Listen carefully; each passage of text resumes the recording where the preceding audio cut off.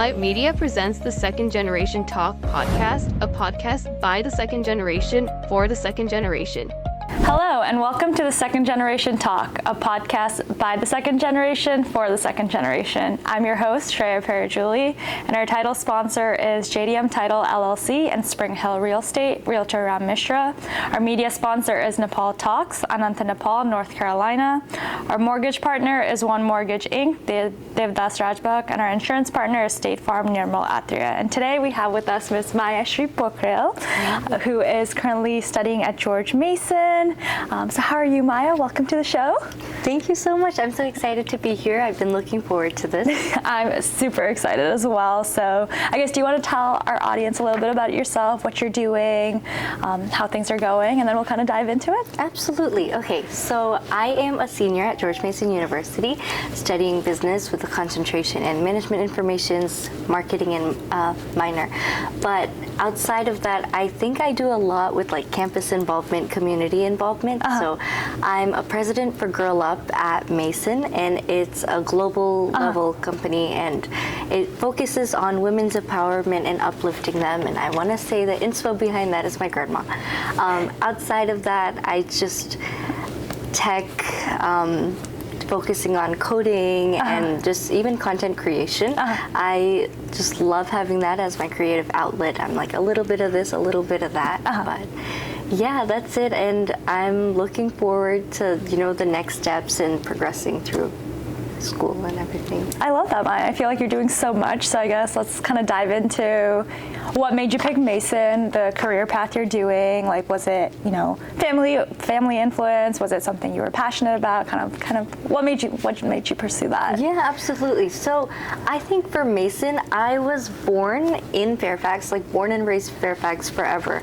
And I'm like, I love traveling, but at the end of the day, my home for me is always Nova. And so like, it's so exciting to be able to just like go study abroad or like go with my friends, whoever, and then still be able to come back. And with that, Mason has just provided me with so many opportunities. I'm actually an ambassador for the Costello College of Business. Ooh, that's exciting. Yeah, so through them, I've been able to kind of explore as much as possible. And they just offer so many opportunities and everything. And for business, they're like spiking up in their growth. And I'm like, you know what? Why not be a part of it? For like tech, business, I think growing up, my parents have never, ever been like, you have to do this or you have to do that. They've always been so supportive. I initially in high school, I got my certification in biotechnology. I thought I wanted to go into neuroscience, this whole thing, because that's what my mom did. I love my mom, but after kind of working in that field, volunteering, everything, I was like, okay, so I may like the more technical side of this. So you live and you learn, but I think, how can you know if you like something if you don't try it out? That's right. Yep. But yeah, they've always been so uplifting, understanding. They've never been like doctor, like the typical doctor, engineer. Yeah, that's good. I think that's important. Awesome. But yeah, that's usually like the stereotype, but especially like my grandma, she's, whatever you do, make sure you like what you're doing and what you do can give back to the community and like be impactful. And I'm like, okay, like if that all aligns, why not? It sounds like she's one of your biggest inspirations. So do you want to kind of talk about that? Absolutely. And I think you talked about Girl Up very briefly, so maybe kind of talk about that, what you do with that, and then kind of the inspiration behind it.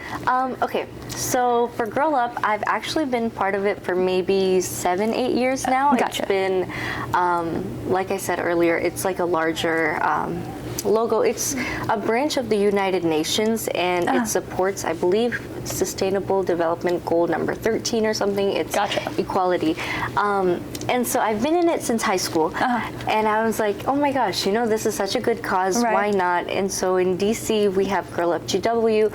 We just have like many different, I guess, orgs across the world. And so I got to go to India a few months ago through Mason, and with there we got to connect with Girl Up India as well. So it's definitely provided with a lot of opportunities, but also it's empowering women on a global level, but in Fairfax we do it on a local level as well. So in that sense, it's like we can learn from each other. And I feel like that really my passion for that is fueled by my grandma because she got arranged marriage when she was 13, like very typical, normal, which means after 5th grade, she wasn't really allowed to go to school.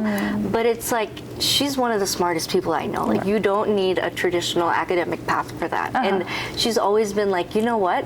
My brothers would come back and I'd be like, oh, like, can I see your homework and stuff? And so that perspective really shifted my mindset. And I'm like, I get to go to school. Like, how you're so fortunate. privileged because of that. And so because of that, I'm like, okay, you know, let me try to do what I can as much as I can for people like my grandma.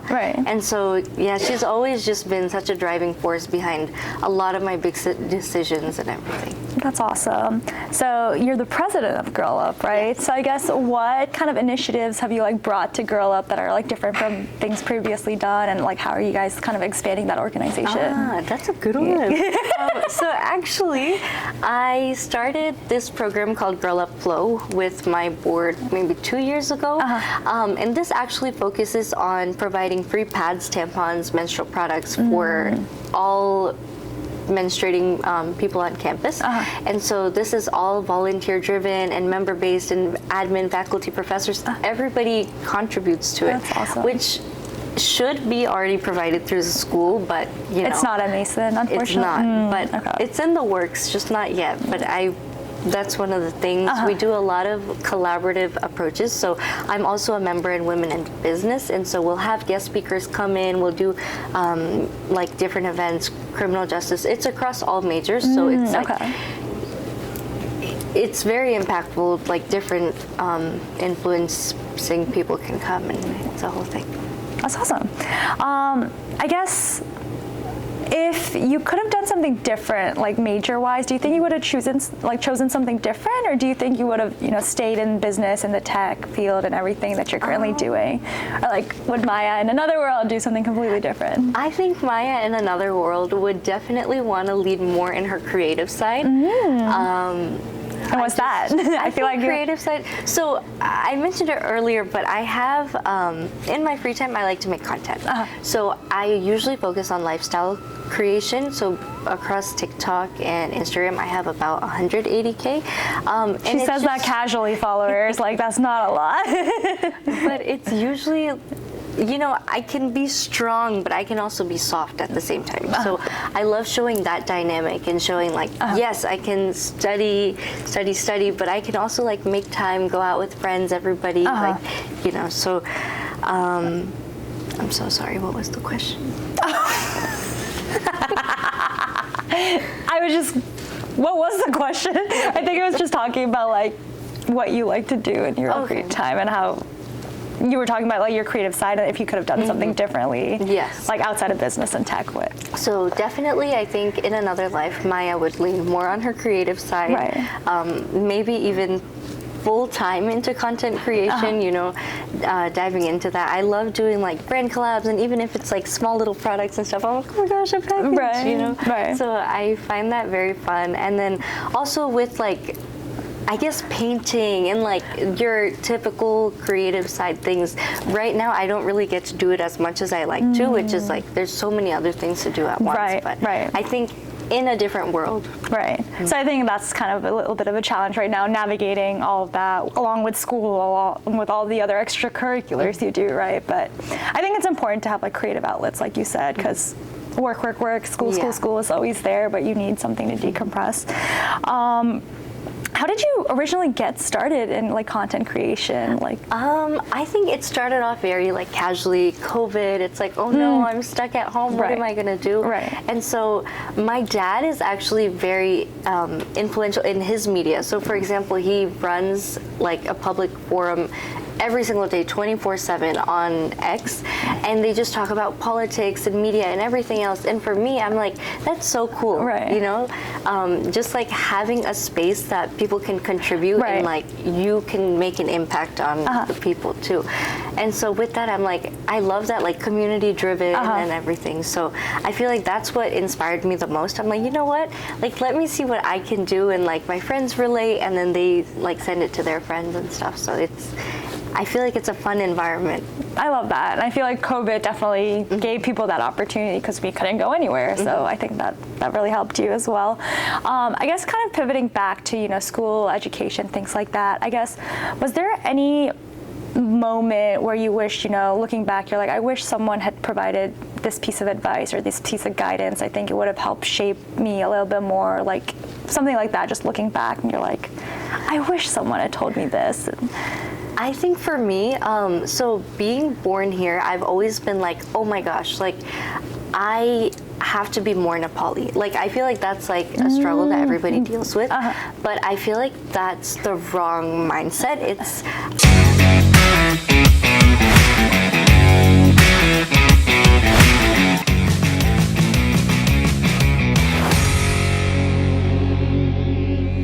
Alight Media presents the Second Generation Talk podcast, a podcast by the second generation for the second generation.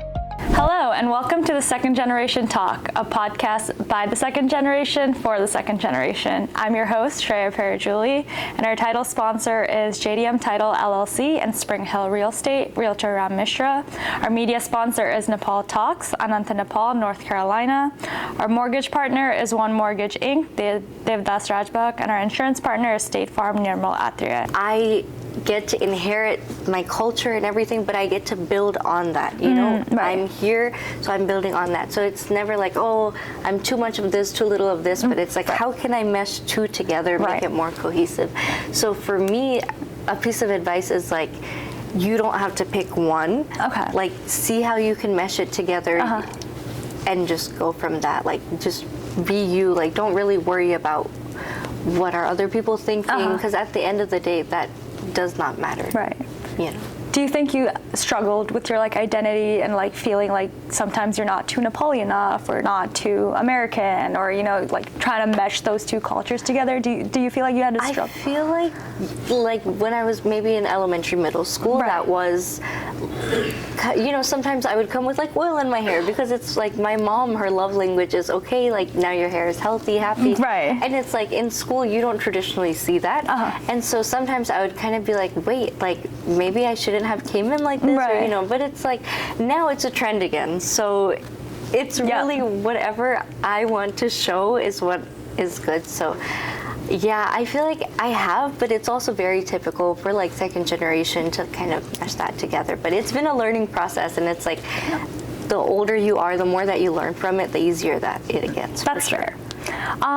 So I know you're a senior at Mason. I guess what's next? Once school is done, what are you hoping to pursue? What are you hoping to do? Are you gonna, do content creation some more? Are you gonna go into a typical job track? I guess what are you envisioning for the next couple of years? I feel like in my free time, I've interned across several different companies, but government consulting has stuck out the most to me. So I've been doing software development for almost 2 years now.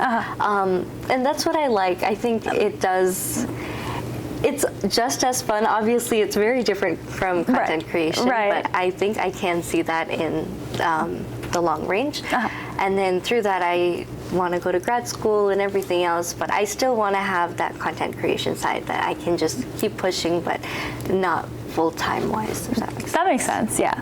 And you're young, Maya. I feel like there's so much time to explore. Like you said, you want to go into government and that based on what you're currently doing, and then who knows, maybe you'll start and you're like, maybe I want to pivot to something different. But I think there's a lot of opportunities out there, so that's valid. I guess going back to kind of grow up and stuff like that, I guess what advice would you give to any younger girls who want to kind of help lead something or start something impactful like that? Because I think that's a very wonderful initiative, especially with the tampons and pads and menstrual products. I feel like that's always a secondary thought for a lot of people. So I guess what advice would you give to younger girls wanting to? I would definitely say see how you can impact your community, because at the end of the day, everybody talks about networking, and outside of career, outside of professionalism, networking, even in your culture, in your community, everybody can make a difference. And it's you don't have to wait for anyone to do that. You know, there's no, you don't need to be qualified. Just like start and you'll learn as you go. You know, you can just like dive right into it. And I feel like it's rewarding. And even if you do it with your friends, like very casually, you know, the more you like something, the easy, like it doesn't feel like work. Like I know you hear that a lot. If you like what you do, it's not work. Right. I think that's really so true. That's valid. I know we've been talking about a lot of serious things, so I guess let's have a fun question. I guess you said you love to travel, so I have to ask your favorite travel destination.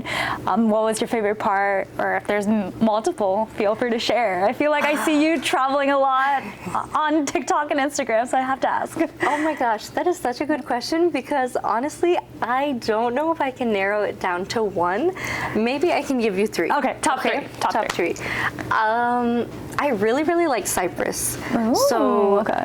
I went for one of my birthdays and I went with a group of friends and just like cute cats everywhere. Obviously, love that. Love that. By the ocean. And you could also see a lot of like Turkish and Greek inspo in the architecture and everything. And I'm a big history nerd. So for me, I'm like, oh my god. You're like screaming. I love it. And I just remember seeing like flamingos and everything just in the wild, you know, and I thought that was so cool.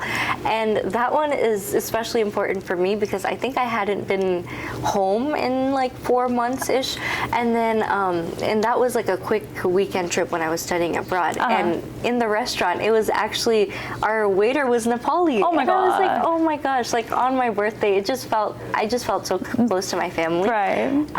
So yeah, that was definitely one of my favorite places in the history. It was just beautiful. Australia, I would say too, because especially on the countryside, I really like that. I feel you didn't see any of those big spiders and stuff people talk about? I actually didn't. A little bit sad, but you know how here when you drive, sometimes you'll see like deers on the side. Right. You would just see kangaroos like everywhere, like how deer here. And so I don't know, I thought that was so sweet and so special, and there was so much to do in the Great Barrier Reef, everything. So I loved that. Oh my gosh, how can I pick? I know, how can you pick? I think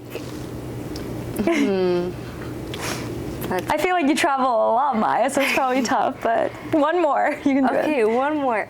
I think I would say the last one being like Budapest. That one was really fun because that was my first time staying in a hostel. And so a lot of us didn't speak the same language, but it's like, we were all like young and there to have fun and like explore. And so it was like, okay, like let's go, let's do something, like let's sing, let's dance, whatever.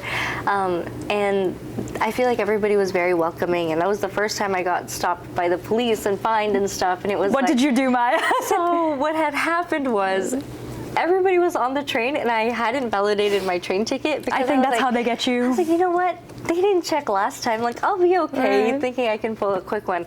In fact, I was not okay. So they're like, yeah, this is your fine. It's like 35,000 Hungarian forintz. I'm like, okay. So what does that mean? Right. You're like, those are just numbers. Like, yeah, it wasn't too much. It was like $20, but you know, like even then, you're like, whoa. Yeah. But it was very beautiful, and it was like 2 different sections at once. Right. So it was. I feel like meeting new people and everything that really had an impact. I love that. I know we're kind of nearing the end of time. I think you've given a lot of great advice and everything, Maya, and you've clearly done so much in life, like so many great experiences, traveling, all of that. I guess, is there one last piece of advice you want to leave our viewers for today? I think I want to kind of circle back to what I said about you don't have to pick one. It's like, yes, of course, we honor our heritage and everything, but it's like, you're part of the next generation. This is part of your story that you can like keep sharing, moving forward with in the years coming. So it's like, don't forget to actively live for yourself. Like, don't just live for everybody else and for their approval, validation, everything. But it's like, build on your story too. That's just as important as your heritage. So I think that meshes it together. I love that, Maya. Thank you so much. I feel like our viewers got a lot of insightful information. I'm super excited to see what you do next, because you're almost done, senior year, and I feel like you're going to crush it in the real world with all of your experiences, with content creation, with everything. So looking forward to seeing everything that you do. Thank you so much. Thank you for watching The Second Generation Talk, a podcast by the second generation for the second generation. Be sure to like, comment, subscribe, and follow our YouTube channel, and be sure to look out for more episodes. Thanks for watching.